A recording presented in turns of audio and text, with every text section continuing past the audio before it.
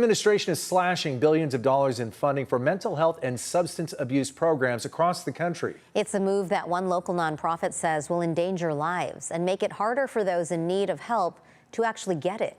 CBS 8's Richard Allen is here with more on the extent of these cuts and why the federal government says it is taking these steps. Richard? Well, that's right. A lot of people caught off guard by these cuts. Now, these cuts represent nearly $2 billion in funding from the Substance Abuse and Mental Health Services Administration, which is part of the Department of Health and Human Services. And while we don't know yet the exact impact this will have on San Diego County, across the country, it means the cancellation of roughly 2,000 grants. It's kind of overwhelmingly painful to wake up to this information. San Diegan Gretchen Burns-Bergman is founder of the local nonprofit A New Path, which works to reduce the stigma of drug addiction and expand access to treatment.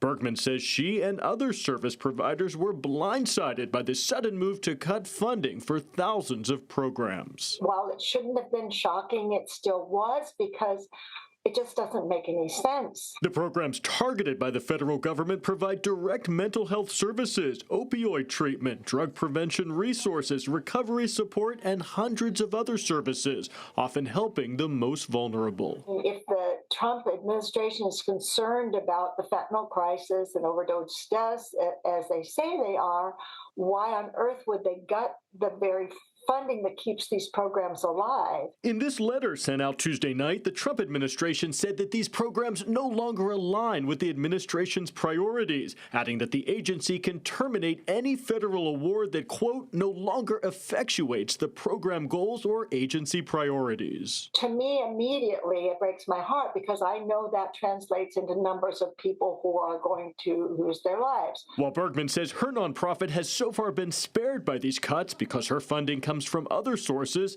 she says all programs providing substance abuse and mental health services will be impacted. I fear that people will hesitate to try to access the services they need. I fear that people who are at risk will be harder to find to give them the services that we give them because out of fear.